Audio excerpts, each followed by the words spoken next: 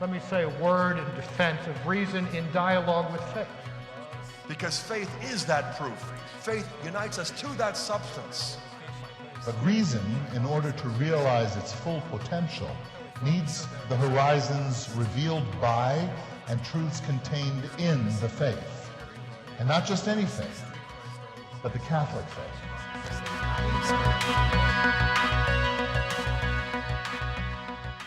The four marks of the church. What are marks? What does the word itself mean? The four marks of the church are those essential features of the church which, in a sense, serve as distinguishing characteristics. They are signs of her authenticity, all right? I sometimes like to think of the four marks of the church as being the fingerprints of the bride of Christ. The fingerprints of the bride of Christ. They constitute the evidence of her divine origin and the evidence of her divine mission. In fact, that's something that we need to wrap our minds around right from the start. The church is not reducible to a human society. It's not something that could be exhaustively explained in sociological categories. The church is essentially a supernatural mystery. If it were not a supernatural mystery, it wouldn't be part of the creed. We wouldn't say that we, credo, I believe with supernatural faith in one holy Catholic and Apostolic Church. The church is a supernatural mystery. In fact, we can go one step farther. It is an incarnational mystery. The incarnation, as we know, is the great event in which God united himself to humanity, to me and you, by taking upon our nature. The church is the body of Christ, so the church is a sacramental extension of Christ. And so what is true of Christ must therefore be true of the church. You would expect it to be true of the church, that the same imprint and image that you see in the Son of God become man will be in the body of the Son of God become man. So the church, like Jesus himself, is fully human, but it's not merely human. There's something divine about the body and bride of Christ. In fact, when you say, as St. Paul says so many times in his epistles, the church is the body of Christ, he's at least implying two things. He's implying that, like any body, it has an exterior dimension, an empirical side, something that encounters our senses, something that we can see, observe, study, and contemplate. It has this outer dimension. That's the bodily dimension of the church that is visible in me and you, and in her organized unity and various things that we're going to look at here. But it also has that hidden interior dimension, right? The church is born of heaven. The glory of God resides within her in a hidden and veiled way, just as it did in the Son of God. And of course, they're two different mysteries. It's not one and the same thing, but it's an echo or a reflection of the greater mystery of who Jesus himself is. He's fully human, but not merely human, but he is divine. And that divinity begins to show forth or peek through the cracks of the church when she's worshiping her Lord and living according to his demands. To say that the church is a body that is empirical or is visible is to say two things. And these would be, in a sense, two general characteristics that are true of all four of the four marks of the church. One is that they are perceptible, okay? The mystery of God comes to a concrete expression in the church in these four ways. It's perceptible, meaning there are historical manifestations of the church's oneness, historical manifestations of the church's apostolicity and Catholicity and sanctity, okay? As a matter of fact, the First Vatican Council at the end of the 19th century said that certain properties of the church, such as her unity and Catholicity, could actually serve as motives of credibility. Motives of credibility. In other words, to perceive the full mystery of the church, you need to have supernatural faith. But even reason, apart from faith, looking on and observing the church, is able to see something about the church that is not fully explained by human means. It can't be scientifically explained, at least to the inner core. And these when reason observes the four marks of the church, which can be verified historically and otherwise, it is not compelled to an act of faith. It's not forced to believe, but it shows us that faith, reason tells us that faith is itself a reasonable act, because God has left evidence of the divine origin of the church and the divine mission of the church, and broadcast it for the world to see. So faith is a reasonable act because the four marks of the church constitute this motive of credibility. It doesn't force belief, but it shows that our belief is not irrational. That's basically what I mean when I say that the first characteristic is that they're perceptible. They are open to investigation by reason. But reason doesn't penetrate the full mystery. If they're perceptible, the four marks together are perceptible, they are also permanent. In other words, the unity, sanctity, Catholicity, and apostolicity of the church are constitutive of the church's very identity, okay? You know, if you look at a house, it's not the shutters or the window dressings, okay? It's not something exterior that's not constitutive of the structure itself. You know, the four marks of the church would be more like the floor joists and the wall studs and the wiring. It's something that's built into the very structure of what the church is. You can't take any part away. Take any side away from a square and it ceases to be a square. Take any one of the four marks away from the church and it ceases to be the one true church of Christ. So they're integral, they're structural, they're permanent. In general, then, the four marks are perceptible. We can observe them, and others can look on and investigate the church and its claims on the basis of what it sees. On the other side, they're permanent. They're constitutive of the church. This is absolutely critical in our day and age because there are more than, I'm pretty sure it's in excess of 30,000 Christian bodies laying claim to the gospel of Jesus Christ, claiming to be the one true church of God. Now, why would any one of these churches want to lay claim to that? Because Jesus himself said in the Gospel of John chapter 10 that when he's describing the church, he said there will be one flock and there will be one shepherd. Jesus did not found multiple churches. Jesus founded one church. Now, there are elements of the one true church, of her truth and her sanctity and so forth, beyond the visible confines of the Roman Catholic Church.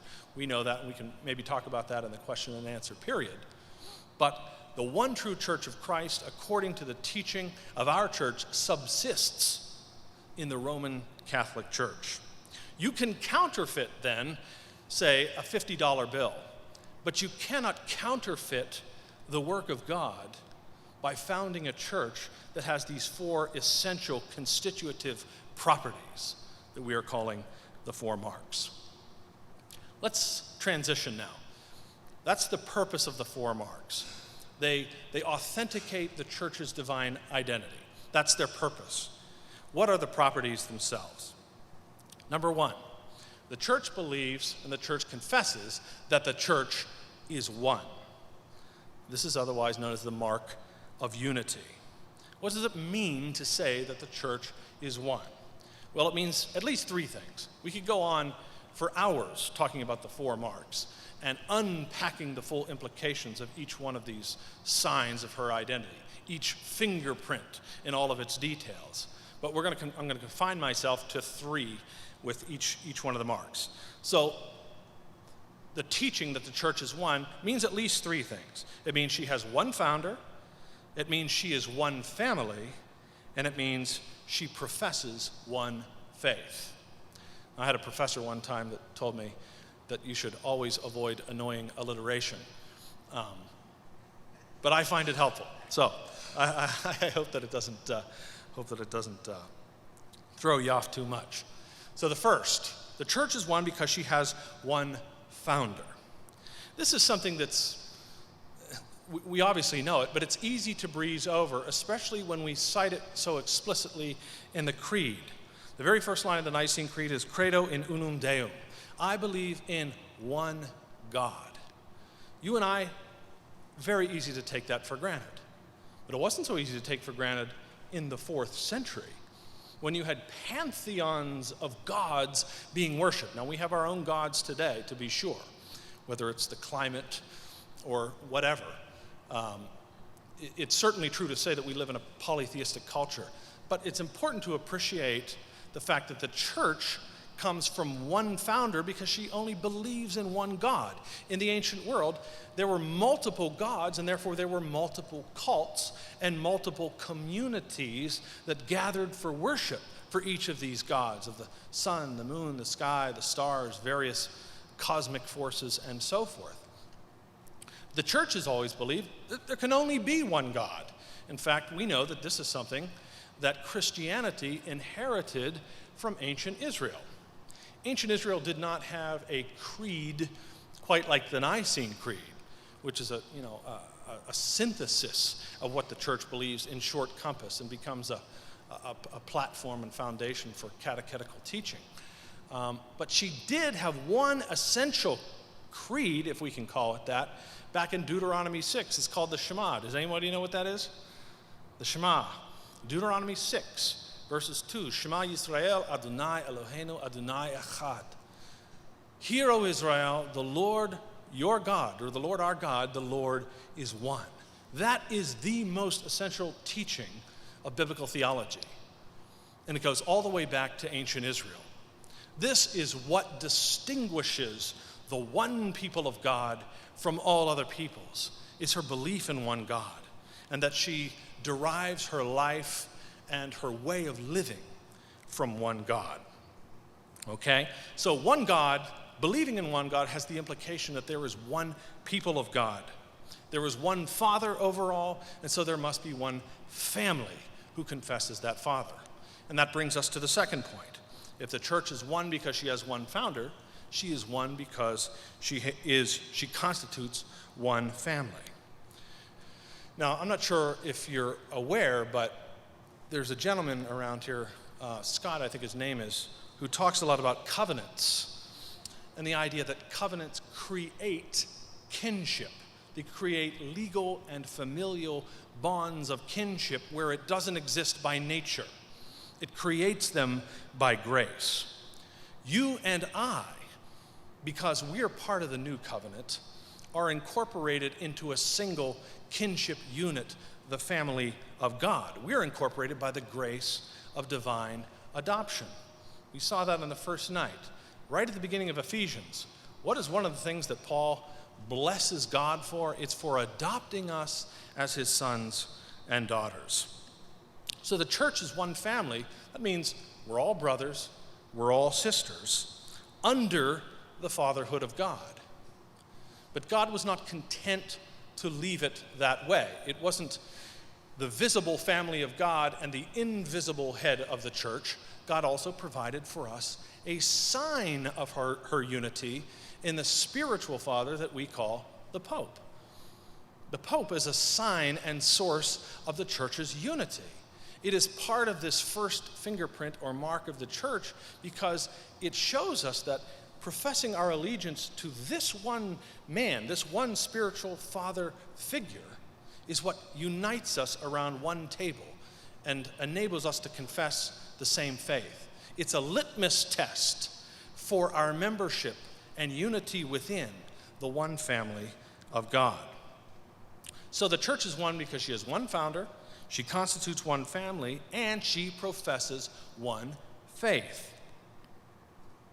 The church, in other words, professes to believe in the same set of doctrines now as in the first century, without addition, subtraction, alteration, or substitution. Okay?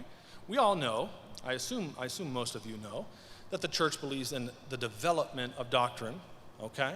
I like to think of the deposit of faith that the church believes and holds as the one gospel, that the gift of faith, the deposit of faith, was a gift to the church in the beginning, and throughout the centuries, she's still unwrapping it.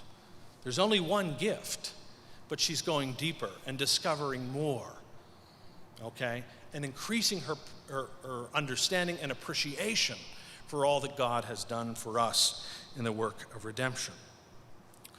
The one faith can be verified if you look at the various creeds throughout history, beginning with the Apostles' Creed, which goes to the 2nd century, perhaps, in its formulation, though in its doctrine, it goes back to the apostles themselves, hence the name.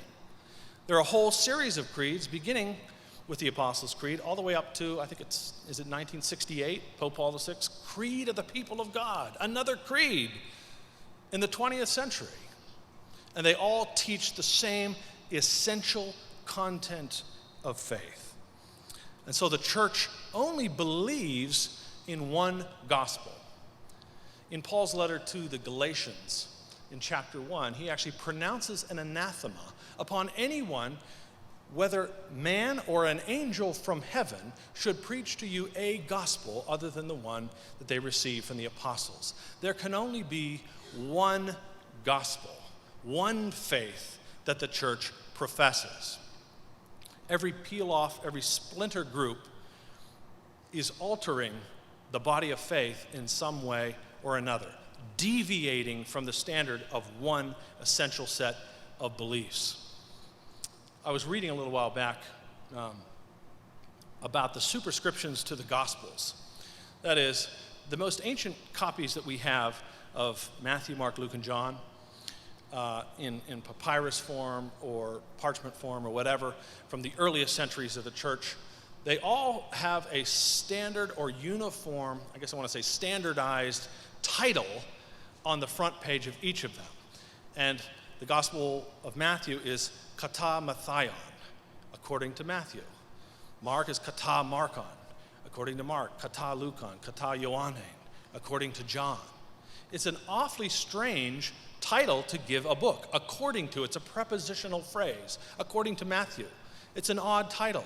But what scholars have come to, I think, understand rightly is that this was the church's way of preserving her belief that there can only ever be one gospel.